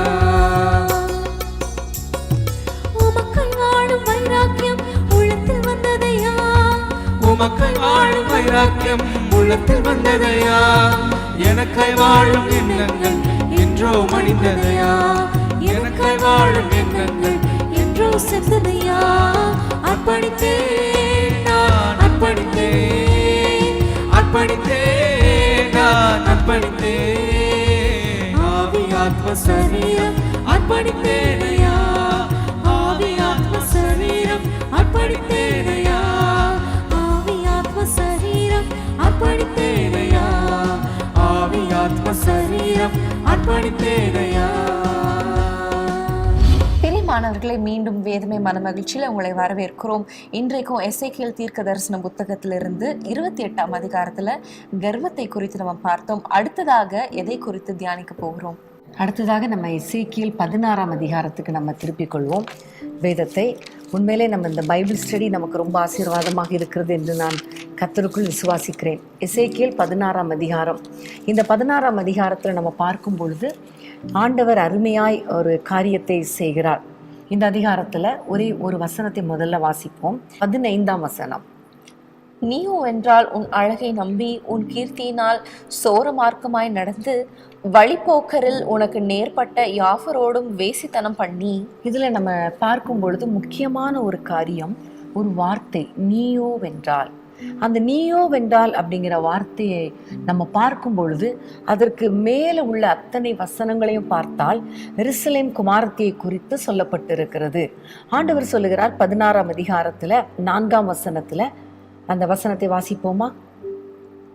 உன் பிறப்பின் வர்த்தமானம் என்னவென்றால், நீ பிறந்த நாளிலே உன் தொப்புள் அறுக்கப்படவும் இல்லை, நீ சுத்தமாவதற்கு தண்ணீரினால் குளிப்பாட்டப்படவும் இல்லை, உப்பால் சுத்திகரிக்கப்படவும் இல்லை, துணிகளில் சுற்றப்படவும் இல்லை. இந்த வசனத்தில் நம்ம பார்க்கிற காரியம், பிறந்த நாளில் செய்ய வேண்டிய அந்த ஒரு குழந்தை பிறந்துச்சுன்னா தொப்புள் கொடி அறுக்கப்படணும், சுத்திகரிக்கப்படணும், நல்ல வஸ்திரத்தினால சுத்தப்படணும். ஆனால் எதுவுமே பண்ணலை. அது மாத்திரமல்ல, அடுத்த வசனத்தில் உனக்காக பரிதவிக்கிறதுக்கு ஆளே இல்லை, ஒருத்தர் கூட இல்லை, உன்னை எல்லாரும் அருவருத்து வெளியில தூக்கி போட்டுட்டாங்க என்று சொல்லப்பட்டிருக்கிறது.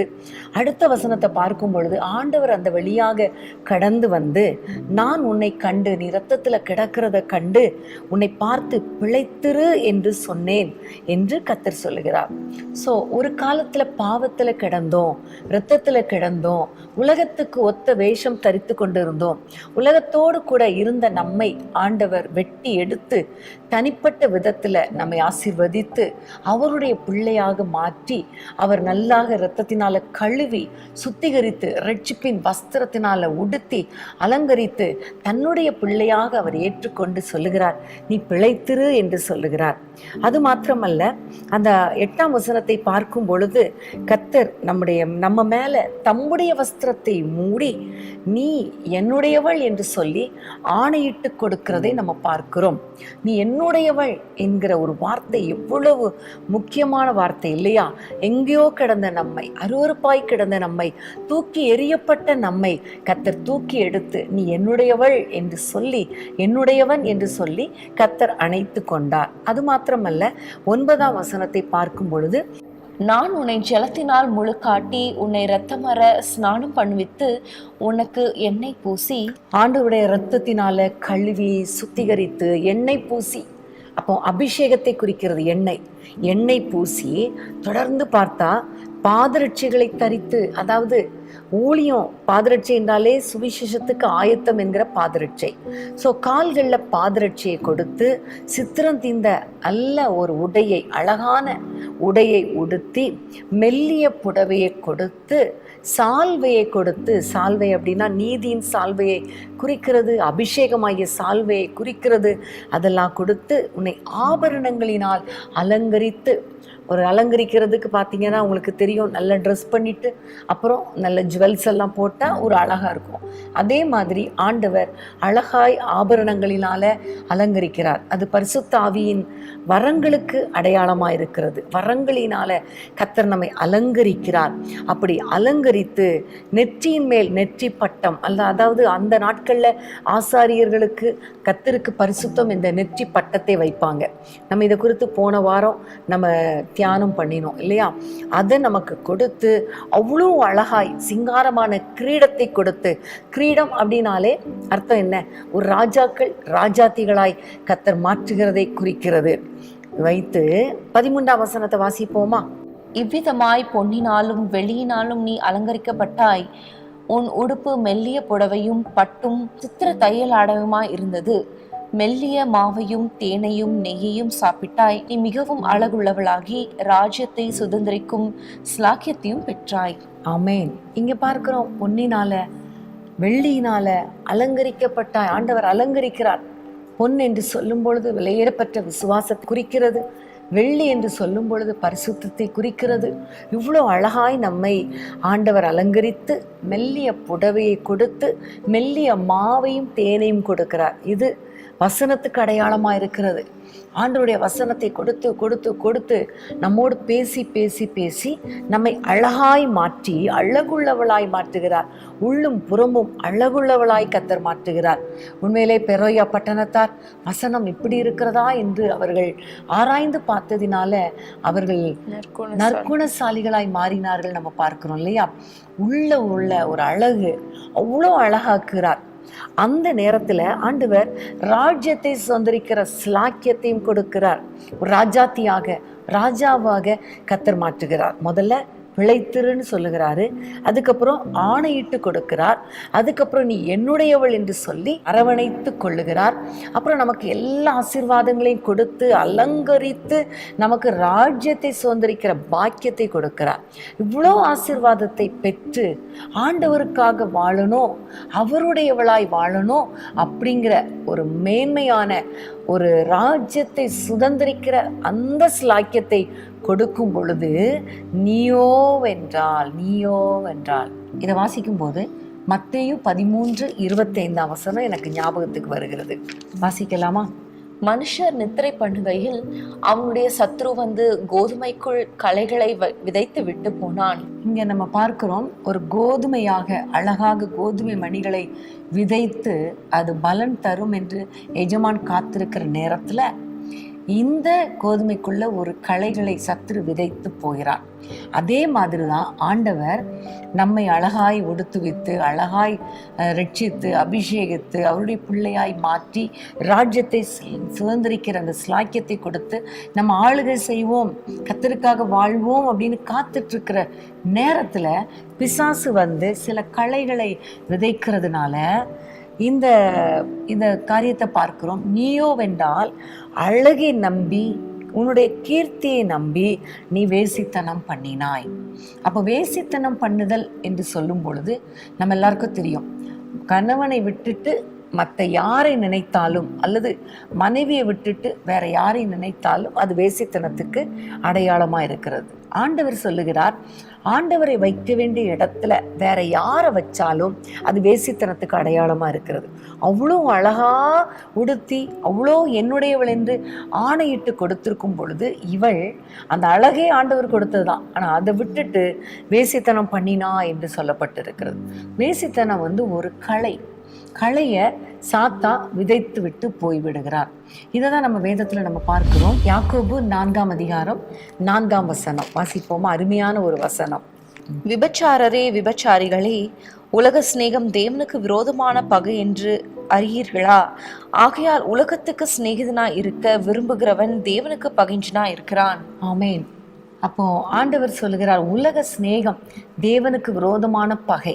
உலக சிநேகத்துல இருக்கிற ஒவ்வொருவரையும் பார்த்துதான் ஆண்டவர் சொல்லுகிறார், விபச்சாரரே விபச்சாரிகளே. இன்னைக்கு நம்ம ஒருவேளை நினைக்கலாம், நான் எங்க வேசித்தனம் பண்ணேன் அப்படின்னு நினைக்கலாம். ஆனா ஆண்டவர் சொல்லுகிறார், ஆண்டவரும் வேணும் உலகமும் வேணும் அப்படின்னு நினைச்சா அது வேசித்தனத்துக்கு அடையாளமா இருக்கிறது. பிரியமானவர்களே, சத்துரு உங்க உள்ளத்துக்குள்ள இந்த உலக ஆசாபாசம், உலக சிற்றின்பம், உலக சிநேகம் ஆகிய இந்த களையை உங்களுக்குள்ள விதைத்திருந்தால் நீங்க செய்ய வேண்டிய காரியம் என்ன தெரியுமா?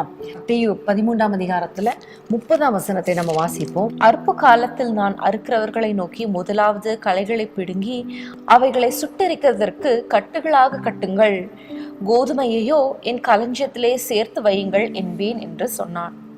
ஆண்டவர் சொல்கிற காரியம், முதல்ல களையை பிடுங்கி சுட்டரிக்கணும். ஸோ இன்னைக்கு ஆண்டவர் நம்மோடு கூட பேசி கொண்டிருக்கிறார். முதல்ல பார்த்தோம், கர்வம் எந்தெந்த விதத்தில் வருது அதை நம்ம ஆண்டவரிடத்துல ஒப்பு கொடுத்து மன்னிப்பு கேட்கணும். இப்போ ஆண்டவர் நமக்கு உணர்த்துகிற காரியம் களைகள், நம்மிடத்திலிருந்து விலக்க வேண்டிய களைகள்.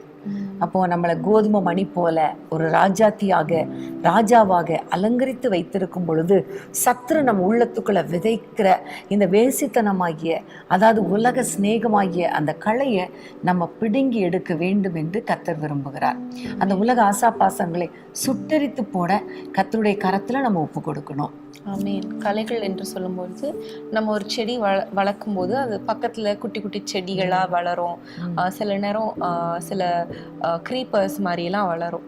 ஸோ அதை எடுத்துடணும்னு சொல்லுவாங்க. ஏன் அப்படின்னா அந்த நம்ம வைத்திருக்கிற அந்த செடி வளர விடாத படிக்கு இது வந்து அதோட நியூட்ரிஷன் எல்லாவற்றையும் எடுத்துக்கொள்ளும்.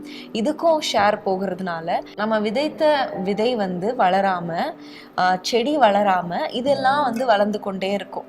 ஸோ அப்போ என்ன ஆகும்னா இதோட growth வந்து பாதிக்கப்படும்.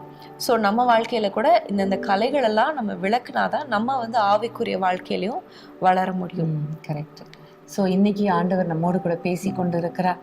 என்னென்ன கலைகள்? முதல்ல வேசித்தனம், அதாவது உலக சிநேகமாகிய கலையை நம்ம எடுத்து போடணும்னு சொல்றார். அடுத்ததாக நம்ம பார்க்கும் பொழுது எசேக்கியேல் 16ஆம் அதிகாரம் 21ஆம் வசனத்தை நம்ம வாசிக்கலாம். நீ செய்த வேசித்தனங்கள் போதாதென்று நீ என் பிள்ளைகளை அவைகளுக்கு தீக்கடக்க பண்ண ஒப்பு கொடுத்து அவைகளை கொலை செய்தாய். இதை நம்ம பார்க்கும் பொழுது உலக பிரகாரமாக தெரியும், தீக்கடக்க பண்ணுறது விக்கிரக ஆராதனைக்கு அடையாளம். விக்கிரகத்துக்கு தான் தீக்கடக்கணும் அப்படின்னு சொல்லி ஒரு வழக்கம் உண்டு. ஆண்டவர் சொல்லுகிற ஒரு கலை, மற்றொரு கலை என்னன்னா விக்கிரக ஆராதனை. விக்கிரக ஆராதனை ஆண்டவருக்கு விருப்பமே கிடையாது. அதுதான் யாத்திராமம் 20ஆம் அதிகாரத்தில் ஆண்டவர் சொல்லுகிறார், நீ எனக்கு யாதொரு விக்கிரகத்தையும் உண்டாக்கக்கூடாது, ஆண்டவருக்கே ஒரு சொரூபம் உண்டாக்கக்கூடாதுன்னு கர்த்தர் சொல்லியிருக்கிறார். ஸோ விக்கிரக வணக்கம் ஆண்டவருக்கு விருப்பமே கிடையாது. அதே வேளையில் விக்கிரகம்னா என்ன அப்படின்னு சொல்லி நம்ம பார்க்கும் பொழுது எபேசியர் 5ஆம் அதிகாரம் 5ஆம் வசனத்தை நம்ம வாசிப்போம். விபச்சாரக்காரனாவது அசுத்தனாவது விக்கிரக ஆராதனைக்காரனாகிய பொருளாசைக்காரனாவது தேவனுடைய ராஜ்யமாகிய கிறிஸ்துவின் ராஜ்யத்திலே சுதந்திரம் அடைவதில்லை என்று அறிந்திருக்கிறீர்களே. ஸோ இங்கே பொருளாசை விக்கிரக ஆராதனைக்கு இங்கே அடையாளமாக போடப்பட்டிருக்கிறது. இன்னைக்கு அநேகர் வந்து விக்கிரகத்தை வைத்து ஆராதனை செலுத்தலைனாலும் இந்த பொருளாசை, பண ஆசைக்காக அநேகர் வந்து அடிமைப்பட்டிருக்கிறாங்க. ஆண்டவரை 2ஆம் இடத்துல வைத்து விட்டு தங்களுடைய வேலை, அவங்களுடைய தொழில் மற்றும் என்னென்ன காரியங்கள்லேருந்து அவங்களுக்கு பணம் வருமோ அதுக்காகவே முதன்மையாக ஓடிக்கொண்டிருக்கிற காலகட்டத்தில் இருக்கிறோம். சர்ச்சுக்கு வர்றதுக்கு அவங்களுக்கு டைம் இருக்காது, ஆனால் அவங்களோட பிஸ்னஸை கவனிப்பதற்கு, அவங்க வேலைகளை செய்வதற்கு மாத்திரம் கவனத்தை செலுத்தி கொண்டிருப்பாங்க. ஸோ அந்த இடத்துல ஆண்டவரை ஒரு படி கீழே இறக்கி வைத்து விட்டு அவங்களோட ஆசைகளை, அவங்களோட மாம்ச ஆசைகளை, இச்சைகளை அவங்க நிறைவேற்றுகிறவர்களாய் காணப்படுறாங்க. ஆமே, இதுதான் அடிக்கடி அப்பா சொல்லுவாங்கல்ல. உதாரணமாக சொல்லும்போது, ஒரு காரை தாங்க ஆண்டவரே, காரை தாங்க ஆண்டவரேன்னு கேட்பாங்க. அப்புறம் காரை கொடுத்ததுக்கப்புறம் காரை கொடுத்து ஆண்டவரை விட்டுருவாங்க. காரையே தொடச்சிட்டு இருப்பான், கார் எப்படி இருக்குன்னு பார்த்துட்டு இருப்பாங்க. அதே மாதிரி பிள்ளைகளை தார ஆண்டவரே, பிள்ளைகளை தார ஆண்டவரேன்னு கேட்போம். பிள்ளைகள் கொடுத்ததுக்கப்புறம் ஜெபம் பண்ணுறதுக்கே டைம் கிடையாது, ஆலயத்துக்கு போகிறதுக்கு டைம் கிடையாது, ஏன்னா பிள்ளைகளே கவனிச்சிட்டு இருப்போம்னு சொல்லுவாங்க. இதுதான் விக்கிரக ஆராதனை. ஸோ அந்த பொருளாசை ஆகிய விக்கிரக ஆராதனை, ஆண்டவரை வைக்க வேண்டிய இடத்துல மனுஷனை வைக்கிறது ஒரு விக்கிரக ஆராதனை. இன்னும் பார்க்கும்பொழுது 1 சாமுவேல் 15ஆம் அதிகாரம் 23ஆம் வசனத்தை வாசிப்போம். 1 சாமுவேல் 15:23. ரெண்டங்க பண்ணுதல் பில்லி சுனிய பாவத்திற்கும் முரட்டாட்டம் பண்ணுதல் அவபக்திக்கும் விக்கிரக ஆராதனைக்கும் சரியா இருக்கிறது. நீர் கர்த்தருடைய வார்த்தையை புறக்கணித்தபடியினாலே அவர் உம்மை ராஜாவாய் இராதபடிக்கு புறக்கணித்து தள்ளினார் என்றார். இங்கே பார்க்கிறோம், முரட்டாட்டம் பண்ணுதல் விக்கிரக ஆராதனைக்கு சரியா இருக்கிறது.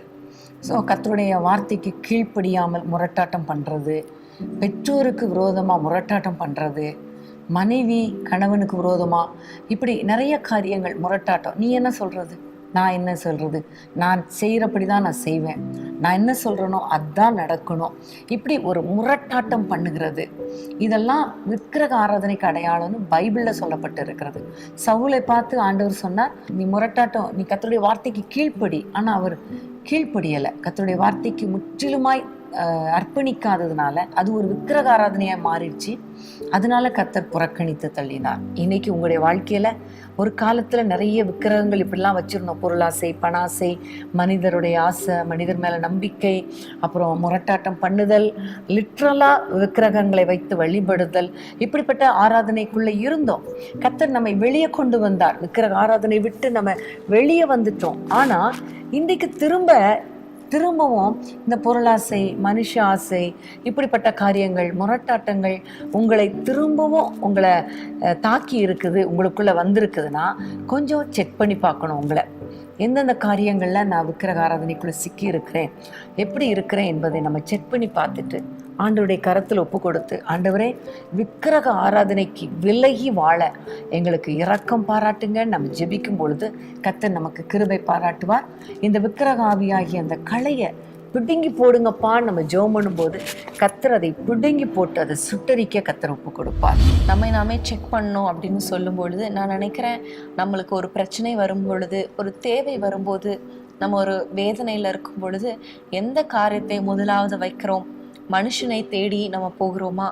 இன்னும் சில பேர் பல தேவையில்லாத குடிப்பழக்கம், போதை பழக்கம், அப்படிப்பட்ட காரியங்கள்ல அவங்க டைவர்ட் பண்ணிக்குவாங்க. இன்னும் சிலர் மனிதர்களுக்கு தேடி போவாங்க. ஆனா உண்மையாகவே நீங்க ஆண்டவரை நேசிக்கிறவர்களா இருந்தால், என்ன பிரச்சனை வந்தாலும், எவ்வளோ போராட்டங்கள் வந்தாலும், அந்த பிரச்சனை மத்தியில எதை தேடுகிறோம், யாரை நாடுகிறோம் அப்படின்னு பார்க்கும் பொழுது நீங்கள் ஆண்டவரை நாடுகிறவர்களாய் இருக்க வேண்டும். இல்லை மற்ற காரியங்களை, மற்ற நபர்களை, மற்ற பழக்க வழக்கங்களை நீங்கள் நாடுகிறவர்களாய் இருப்பீர்களானால் நீங்கள் விக்கிரக ஆராதனை செய்கிறீர்கள் என்பதில் ஒரு சந்தேகமும் இல்லை. ஆமென், கரெக்ட். அதே போல தான் விக்கிரக ஆராதனை இருக்கா இல்லையா, இல்லை யாரை நமக்கு முக்கியத்துவம் கொடுக்குறோம் அப்படிங்கிறத எப்படி செக் பண்ணிக்கலாம் அப்படின்னு பார்த்தா, காலையில் தூங்கி எழும்பின உடனே எந்த காரியம் முதல்ல ஞாபகத்துக்கு வருகிறது, அல்லது எந்த மனிதர்கள் ஞாபகத்துக்கு வர்றாங்க. யாரையாவது மனதில் விக்கிரகமாக வச்சுருந்தீங்கன்னா அந்த மனிதர்கள் தான் காலைல எழும்பினோடனே ஞாபகத்துக்கு வருவாங்க இல்லையா? அது மாத்திரமல்ல, எந்த பொருள் மேலே ஆசை வைக்கிறீங்களோ காலைல எழும்பின உடனே அந்த பொருள் எப்படி இருக்குது அப்படிங்கிற ஒரு எண்ணம் தான் வரும். ஸோ ஆண்டவரை முதல்ல வைங்க, முதலிடம் கர்த்தருக்கு கொடுங்க. அப்போது ஆண்டவர் உங்களை அளவில்லாமல் ஆசீர்வதிப்பார். முதலாவது தேவனுடைய ராஜ்யத்தையும் நீதியும் தேடுங்கள், அப்பொழுது இவைகளெல்லாம் கூட கொடுக்கப்படும் என்று சொல்லப்பட்டிருக்கிறதுனால நீங்கள் ஆண்டவருக்கு முதலிடம் கொடுங்க. விக்கிரக ஆவியாகிய களையை எடுத்து போட்டு சுட்டரிக்க நீங்கள் ஒப்பு கொடுங்க. அடுத்ததாக நம்ம எசேக்கியேல் தீர்க்கதரிசியின் புத்தகம் 16ஆம் அதிகாரத்திலிருந்து நம்ம தியானித்து கொண்டு இருக்கிற மற்றொரு களையை குறித்து நம்ம பார்க்கும் பொழுது 22ஆம் வசனத்தை நீங்கள் வாசிங்க. அதில் சொல்லப்பட்டிருக்கிறது, உன்னுடைய சிறுவயது நாட்களை நினையாமற் போனாய். அதாவது, நான் உன்னைய தெரிந்தெடுத்தேனே, உன்னை ரட்சித்தேனே, உன்னை என்னுடைய பிள்ளையாய் மாற்றி பிழைத்திரு என்று சொன்னேனே, அந்த நாட்களை நீ நினையாமல் போனாய் என்று கர்த்தர் சொல்லுகிறார். இது எதை குறிக்கிறது? ஆதியில் இருந்த அன்பை விட்டுவிட்டதை குறிக்கிறது. இதுவும் ஒரு களைதான். ஆண்டவரோடு நெருங்கி வாழ முடியாதபடிக்கு, கர்த்தருக்குள்ள வளர விடாதபடிக்கு நம்மை தடுக்கிற மற்றொரு களை என்ன தெரியுமா? ஆதியில் இருந்த அன்பை நம்ம விட்டு விடுகிறது. வெளிப்படுத்தல எபேசு சபைக்கு ஆண்டவர் சொல்லும் பொழுது ஆதியில் இருந்த அன்பை விட்டா என்று ஒரு குறை இருக்கிறது என்று சொல்லுகிறார் இல்லையா? அப்போ கொஞ்சம் யோசித்து பாருங்க, நம்ம ரட்சிக்கப்பட்ட நாளில், அபிஷேகப்பட்ட நாளில் ஆண்டவரோடு எவ்வளோ நேரம் ஸ்பெண்ட் பண்ணோம், இப்போ நம்ம எவ்வளோ நேரம் ஸ்பெண்ட் பண்ணுறோம், அது நீங்கள் குறித்து கொள்ளுங்க. அதை நீங்கள் யோசித்து பாருங்க. திரும்பவும் ஆண்டவரிடத்துல சொல்லுங்க, அப்பா இந்த களையை எடுத்து போட்டுட்டு உங்களை விட்டு என்னை பிரிக்கிற இந்த களை வேண்டாம், நான் திரும்பவும் ஆதி அன்புக்கு திரும்புகிறேன்னு சொல்லுங்க. அடுத்ததாக நம்ம ஏற்கனவே வாசித்தோம், அதுதான் அதே அதிகாரத்தின் 49வது வசனத்தில் சோதோமின் பாவங்கள் என்று சொல்லி கர்வம், ஆகார திரட்சி, இதெல்லாம் நம்ம பார்த்தோம் இல்லையா? அதில் இன்னொரு வார்த்தை சொல்லப்பட்டிருக்கிறது, நிர்விசாரம். அப்போ நிர்விசாரம் என்கிறது ஒரு கலை. அதாவது சோம்பலாக இருக்கிறது, கேர்லெஸ்ஸாக இருக்கிறது, அசட்டை பண்ணுதல், இதெல்லாமே நிர்விசாரம். ஆண்டவர் நமக்கு ராஜ்யத்தை சுதந்திரிக்கிற ஒரு ஸ்லாக்கியத்தை கொடுத்திருக்கிறார். அப்போ நம்ம ஆண்டவருடைய ராஜ்யத்தில் வாழ்வதற்கு ஏற்ற விதத்தில் நம்ம உழைக்கணும், ஓடணும், சிந்திக்கணும், அவருக்காக வாழணும். எஸ்தருக்கு அந்த ராஜ்ய மேன்மை கொடுத்த பொழுது அவள் யூத மக்களின் பாதுகாப்புக்காக அவள் ஜெபம் பண்ணினாள், உபவாசம் பண்ணினாள், கேர்லெஸ்ஸாக இருக்கலை, அசட்டை பண்ணலை, ஜாக்கிரதையாய் ஜெபித்தாள். ஆனால் இன்றைக்கு உலக மக்கள் அழிந்து கொண்டு இருக்கிறாங்களே, நம்முடைய குடும்பத்திலே எத்தனையோ பேர் ரட்சிக்கப்படலையே, நம்ம நிர்விசாரமாக இருக்கிறோமே, கர்த்தருடைய வேலையில் அசதியாக இருக்கிறோமே. இன்னைக்கு ஆண்டவரிடத்துல கேளுங்க, அப்பா இந்த களையை, நிர்விசாரமாகிய களையை எடுத்து போடுங்கன்னு கேளுங்க. கர்த்தர் எடுத்து போடுவார். எல்லாவற்றிலும் ஜாக்கிரதையாக இருக்கணும், கேர்ஃபுல்லாக இருக்கணும், அசட்டை பண்ணக்கூடாது. கர்த்தருடைய வருகை சீக்கிரம் வரப்போகுது, நான் ஜாக்கிரதையாக இருக்கணும், ஆயத்தமாகணும், நிர்விசாரமாக இருக்கக்கூடாது என்று நீங்கள் ஆண்டவரிடத்துல ஜெபம் பண்ணுங்கள். இன்னும் ஒரு வசனத்தை வாசிக்க போறோம். அதே அதிகாரம் தான், எசேக்கியேல் 16:52 வசனம். இப்போதும் உன் சகோதரிகளை குற்றவாளிகள் என்று தீர்த்த நீ அவர்களை பார்க்கிலும் அருவருப்பாக செய்த பாவங்களின் நிமித்தம் உன் லட்சையை சுமந்து கொள். உன்னை பார்க்கிலும் அவர்கள் நீதி உள்ளவர்கள், உன் சகோதரிகளை நீதி உள்ளவர்கள் என்று விளங்க பண்ணின நீ வெட்கமடைந்து உன் லட்சையை சுமந்து கொள். இந்த வசனத்திலிருந்து நம்ம அறிந்து கொள்கிற மற்றொரு கலை என்ன தெரியுமா? மற்றவர்களை குற்றவாளிகளாக தீர்க்கிறது. மற்றவங்களை குற்றவாளிகளாய் தீர்க்கிறது அப்படிங்கிறது ஒரு கலை. நம்ம எப்படி இருக்கோம்னு நம்ம நினைக்காம மற்றவங்களை அவங்க குற்றவாளி நம்ம தீர்க்கிறது சரி கிடையாதுன்னு நம்ம இந்த வசனத்திலிருந்து அறிந்து கொள்கிறோம் இல்லையா? மற்றவர்களை நியாயம் தீர்க்கிறது, அதாவது மற்றவர்களை ஜட்ஜ் பண்ணி கொண்டிருக்கிறது. இவங்க இப்படி தான் செய்வாங்க, இப்படி பண்ணிட்டாங்கன்னா இவங்க வந்து அவ்வளோதான், அவங்க வாழ்க்கையை முடிஞ்சிருச்சு அப்படின்னு நம்மளே வந்து மற்றவர்களை நியாயம் தீர்க்கிறது. இன்றைக்கு சோஷியல் மீடியா ஜென்ரேஷனில் வந்து எல்லாரையும் பற்றி பேசி கொண்டிருக்கிற காரியங்கள், அவங்க என்ன காரியங்கள், என்ன பிரச்சனையோடாக, என்ன துக்கத்தோட, என்ன மனவேதனையில் என்ன காரியங்கள் அவங்க போய் கொண்டிருக்காங்கன்னு தெரியாது. ஆனால் வெளியிலேருந்து நம்ம ஒரு காரியத்தை பார்த்து விட்டு மற்றவர்களை குறை சொல்லுகிறது இன்னைக்கு அதிகமாக வளர்ந்திருக்கிறது. ரோமர் 2ஆம் அதிகாரத்துல கூட ஒரு அருமையான வசனம் இருக்கிறது. 1ஆம் வசனத்தை நான் வாசிக்கிறேன். ஆகையால் மற்றவர்களை குற்றவாளியாக தீர்க்கிறவனே, நீ யாரானாலும் சரி, போக்கு சொல்ல உனக்கு இடமில்லை. நீ குற்றமாக தீர்க்கிறவைகள் எவைகளோ அவைகளை நீயே செய்கிறபடியினால் நீ மற்றவர்களை குறித்து சொல்லுகிற தீர்ப்பினாலே உன்னைத்தானே குற்றவாளியாய் தீர்க்கிறாய். எவ்வளோ ஒரு அருமையான வசனம் இல்லையா? யாரையுமே ஜட்ஜ் பண்ணக்கூடாது என்பது இவ்வளோ கிளியராக இருக்குது. ஆனால் இன்னைக்கு எல்லாருமே அதை தான் பண்ணிட்டு இருக்காங்க.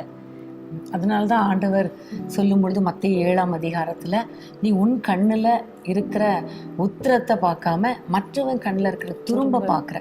மற்றவங்க ஒரு சின்ன தப்பு தான் பண்ணியிருப்பாங்க, அது நம்ம பெருசாக பேசுகிறோம். ஆனால் நம்ம கண்ணில் ஒரு பெரிய உத்திரம்னா ஒரு பெரிய தூண் மாதிரி அவ்வளோ பெரிய கட்டையே கிடக்குது, அதை பற்றி உனக்கு கவலை இல்லை.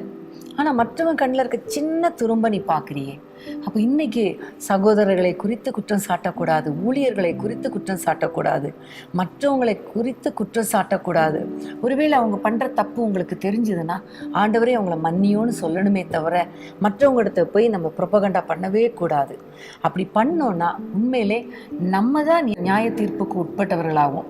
அதனால தான் ஆண்டவர் சொல்கிறார், உன்னுடைய சகோதரியை குறித்து நீ குற்றம் சாட்டி கொண்டு இருக்கிறாயே என்று கர்த்தர் சொல்லுகிறார். இந்த கலையையும் பிடுங்கி போடும்படி நம்ம ஆண்டவரிடத்துல கேட்க போகிறோம்.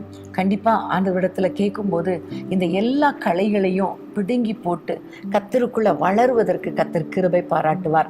கர்த்தர் நம்மை ரட்சித்த நோக்கம், கர்த்தர் நம்மை அபிஷேகித்து நம்மை அவருடைய பிள்ளையாய் மாற்றி நம்மோடு கூட ஆணையிட்டு சிறு வயதில் நம்மோடு கூட அன்பு பாராட்டி கர்த்தர் கிருபையாய் நம்மை நடத்தி நமக்கு தேவையான அனைத்தையும் கொடுத்து ஆவின் வரங்களினால் அலங்கரித்து ராஜ்யத்தை சுதந்திரிக்கிற அந்த ஸ்லாக்கியத்தை கொடுத்திருக்கிற ஆண்டவர்.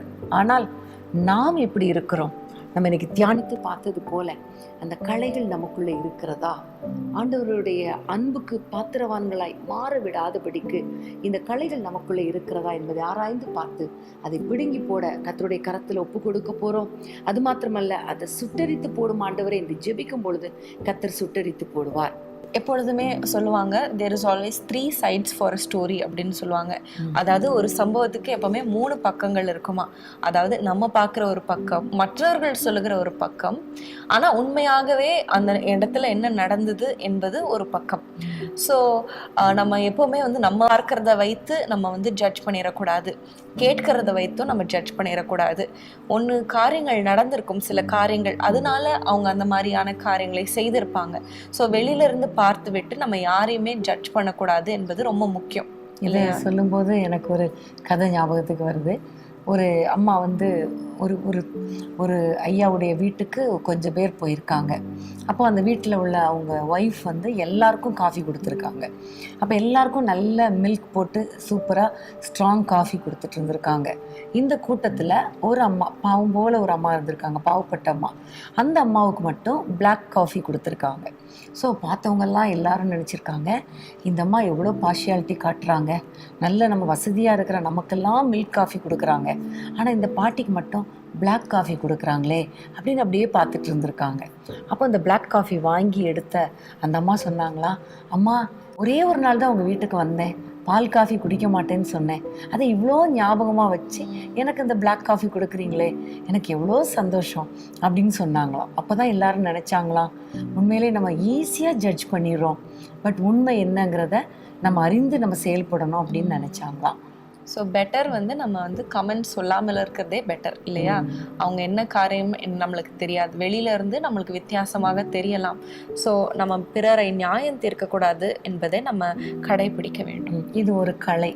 ஸோ இப்படிப்பட்ட கலைகள்லாம் நமக்குள்ளே இருக்குது.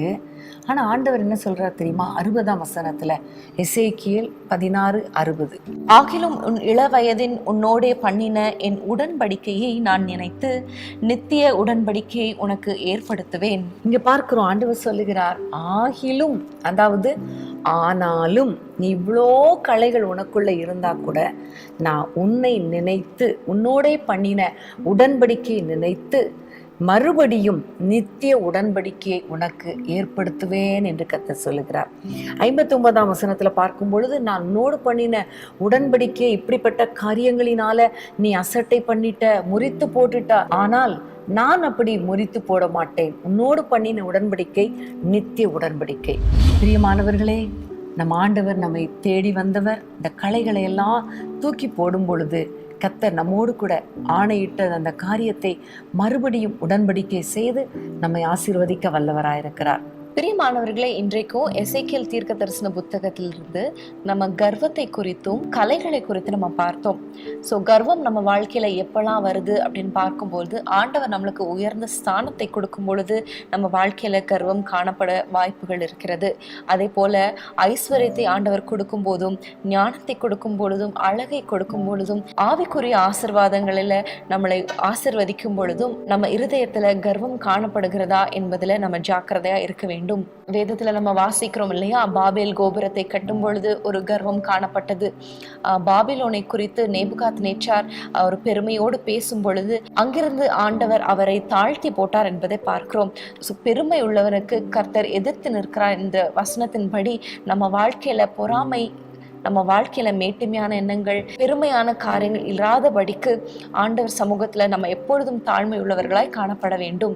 அது மாத்திரமல்ல, எசேக்கியேல்ல இருந்து நம்ம பலவிதமான கலைகள் நம்ம வாழ்க்கையில இருக்கிறதை நம்ம கண்டறிய ஆண்டவர் கிருபை செய்தார். முதலாவதாக வேசித்தன, விபச்சார பாவங்கள், அதாவது ஆண்டவரை வைக்க வேண்டிய இடத்துல மற்றவர்களை, மனிதர்களை, பிற காரியங்களை நம்ம வைக்கும் பொழுது அது வேசித்தனத்துக்கு, விக்கிரக ஆராதனைக்கு, பொருளாசை விக்கிரக ஆராதனைக்கும் இருக்கிறது என்பதை நம்ம பார்த்தோம்.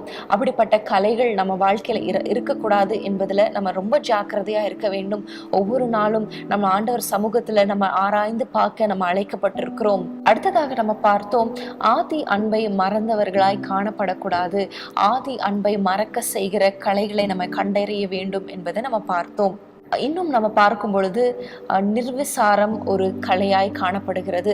ஆண்டவருடைய காரியத்துல ஜாக்கிரதையாய் இல்லாம நிர்விசாரமாய், சோர்வாய், அசதியாய் இருக்கிறது ஒரு கலையாய் காணப்படுகிறது.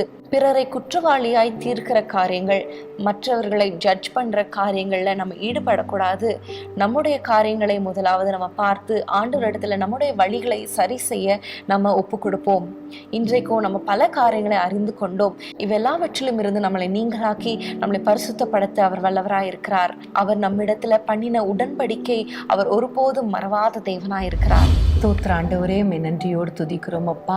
இந்த நேரத்திலே கர்த்தர் எங்களுக்கு கற்றுக் கொடுத்த எல்லா காரியங்களுக்காக உமக்கு ஸ்தோத்திரம் தகப்பனே. ஆண்டவரே, கடந்த வாரத்திலே நாங்கள் ஆண்டவரே கலகக்காரர்களாய் இருக்கக்கூடாது, கடின இருதயம், கடின நினைவுகளோடு கடின வார்த்தைகளை பேசக்கூடாது என்று கற்றுக் கொடுத்தீங்கப்பா. இந்த வாரத்திலும் கர்த்தாவே, இந்த நாளிலும் ஆண்டவரே நாங்கள் கர்வமாக இருக்கக்கூடாது. ஆண்டவரே, எங்களுடைய பொசிஷனை குறித்த கர்வம், செல்வத்தை குறித்து, ஞானத்தை குறித்து, அழகை குறித்து, அப்பா ஆவிக்குரிய ஆசீர்வாதங்களை குறித்து பெருமை பாராட்டக்கூடாது என்று அழகாய் கற்றுக் கொடுத்தீர். அதற்காக ஸ்தோத்திரம் அப்பா. எங்களுடைய இருதயத்தில் இருக்கிற அந்த பெருமையை கர்த்தர் எடுத்து போடுங்க ஆண்டவரே. இந்த கர்வத்தை எடுத்து போடுங்க. மேட்டுமையான எண்ணங்கள் எங்களுக்கு வேண்டாம் ஆண்டவரே. உம்முடைய சமூகத்தில் எங்களை தாழ்த்துகிறோம், எங்களை அர்ப்பணிக்கிறோம் அப்பா.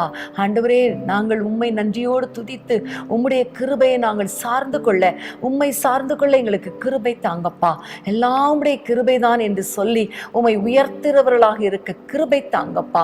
கர்த்தாவே உமக்கு ஸ்தோத்திரம். நீர் கொடுத்த ஆசீர்வாதங்களை உமக்காக செல்லவிட உம்முடைய நாம மகிமைக்காக உம்மை உயர்த்த ஆண்டவரே எங்களுக்கு கிருபை கொடுக்க வேண்டும் என்று ஜெபிக்கிறோம்.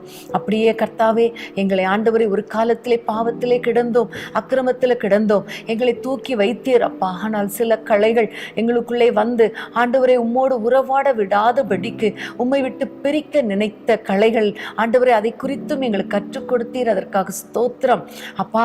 இந்த உலக சிநேகமாகிய வேசித்தனம், பொருளாசை ஆகிய விக்கிரக ஆராதனை, ஆதி அன்புக்கு திரும்பாமை, நிர்விசாரமான ஒரு வாழ்க்கை ஆண்டவரே, இப்படிப்பட்ட காரியங்கள் எல்லாம் எங்களை விட்டு வெளியேறட்டும் கர்த்தாவே.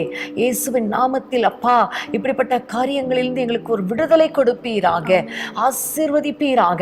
அது மாத்திரம் அல்ல ஆண்டவரே, மற்றவர்களை குற்றவாளிகளாய் தீர்த்து கொண்டிருக்கிறோம், சர்வசாதாரணமாய் மற்றவர்களுக்கு விரோதமாய் பேசி விடுகிறோம். இந்த களைகளையும் கர்த்தர் பிடுங்கி போட்டு எங்களை பரிசுத்தம் உள்ளவர்களாய் மாற்றுங்க அப்பா. எல்லா களைகளையும் ஆண்டவரே நீர் பிடுங்கி சுட்டரிக்க ஒப்பு கொடுக்க சொல்லி இருக்கிறீங்களே. இப்பொழுது ஆண்டவரே ஒரு அக்கினி இறங்கட்டும், சுட்டரிக்கிற அக்கினி இறங்கட்டும். இந்த களைகள் மேலெல்லாம் ஆண்டவரே நீர் சுட்டரித்து போட வேண்டும் என்று நாங்கள் ஜெபிக்கிறோம் அப்பா. ஒரு சின்ன களை கூட உம்மையும் எங்களையும் பிரித்து விடாதபடிக்கு, உம்முடைய ஆணையை விட்டு எங்களை பிரித்து விடாதபடிக்கு கர்த்தர் எங்களை வழி நடத்துவீராக அப்பா. உமக்கு ஸ்தோத்திரம் அப்பா. தொடர்ந்து உமக்கு பிரியமான பிள்ளைகளாக, உம்முடைய பிள்ளைகளாக நாங்கள் வாழ்ந்து உம்முடைய நாமத்தை மகிமைப்படுத்த கிருபை தாரும். என்னோடு இணைந்து ஜெபிக்கிற அத்தனை குடும்பங்களிலும் உம்முடைய ஆசீர்வதிக்கும் கரம் நீட்டப்படட்டும் அப்பா. உம்முடைய பிள்ளைகளை ஆண்டவரே ஆண்டவரே பரிசுத்தப்படுத்தி கொண்டிருக்கிறதற்காக ஸ்தோத்திரம் ஆண்டவரே. உடைய பிள்ளைகளை உயர்த்துவீராக, ஆசீர்வதிப்பீராக. தேவையில்லாத களைகளை எடுத்து போட்டு கோதுமை மணியாக உருவாக்குவீராக. உம்முடைய நாமத்தை மகிமைப்படுத்தும். எங்கள் ஒவ்வொருவரையும் உம்முடைய வருகைக்கென்று ஆயத்தப்படுத்தும். இயேசுவின் நாமத்தில் ஜெபிக்கிறோம் பிதாவே. ஆமென். பிரியமானவர்களே, இன்றைக்கும் நம்ம அநேக காரியங்களை அறிந்து கொண்டோம் இல்லையா? சின்ன சின்ன காரியங்களாக இருந்தாலும் அதை நம்ம மாற்றும் பொழுது ஆண்டவர் நம்மளை ஆசீர்வதிப்பார். நம்மளை இன்னும் உயர்ந்த ஸ்தானத்தில் ஆண்டவர் கொண்டு போய் நம்மளை நிறுத்துவார். பூமிக்குரிய காரியங்களில் மாத்திரம் இல்லை, உன்னதத்திற்குரிய காரியங்களிலும் நம்மளை உயர்த்துவார். பிரியமானவர்களே, நீங்கள் தொடர்ந்து வேதத்தை தியானிங்க. இதே போல் ஏதாவது ஒரு சாப்டர் இல்லைன்னா புக் எடுத்து வைத்துக்கொண்டு நீங்கள் தியானம் பண்ணுங்க. கர்த்தர் உங்களோடு கூட பேசுவார். நிச்சயம் கர்த்தர் உங்களை கொண்டு பெரிய காரியங்களை செய்வார். அடுத்த வாரமும் இதே எசேக்கியேல் தீர்க்கதரிசியின் புத்தகத்திலிருந்து தொடர்ந்து நம்ம தியானிக்க போகிறோம். மறவாமல் நீங்கள் அடுத்த வாரமும் எங்களோடு இணைந்து கொள்ளுங்கள். மீண்டும் உங்களை நாங்கள் சந்திக்கும் வரை கர்த்தர் தாமே உங்கள் ஒவ்வொருவரையும் அளவில்லாமல் ஆசீர்வதிப்பாராக. ஆமென். God bless you. பிரியமானவர்களே, நம்ம எல்லாரும் அறிந்தபடி நாளை இரவு முழு இரவு ஜெபம் இருக்கிறது. நீங்கள் தவறாமல் கலந்து கொள்ளுங்கள். உங்கள் உறவினர்கள், நண்பர்கள் எல்லாருக்கும் இதை குறித்து நீங்கள் ஃபார்வர்ட் பண்ணுங்கள், ஷேர் பண்ணுங்கள். நிச்சயமாக அவங்களும் ஆசீர்வதிக்கப்படுவாங்க. நம்ம தேசத்தில் ஒரு எழுப்புதலை நம்ம காண்போம். ஆமென். கர்த்தருக்கு ஸ்தோத்திரம். அன்பான தேவனுடைய பிள்ளைகளே, இச்செய்தி உங்களுக்கு மிகுந்த ஆசீர்வாதமாக இருந்ததென்று நாங்கள் நம்புகிறோம். தொடர்ந்து எங்கள் செய்திகளை கேட்டு கர்த்தருக்குள் ஆசீர்வதிக்கப்பட ஜீசஸ் மீட்ஸ் மினிஸ்ட்ரீஸ் என்கிற எங்கள் யூடியூப் சேனலை சப்ஸ்கிரைப் செய்யுங்கள். மேலும் உங்கள் ஜெப உதவிக்கு எங்களோடு நீங்கள் தொடர்பு கொள்ள வேண்டிய தொலைபேசி எண் 9842252836 மற்றும் 7299546363. Email gpsrobinson@hotmail.com. கர்த்தர் உங்களை ஆசீர்வதிப்பாராக.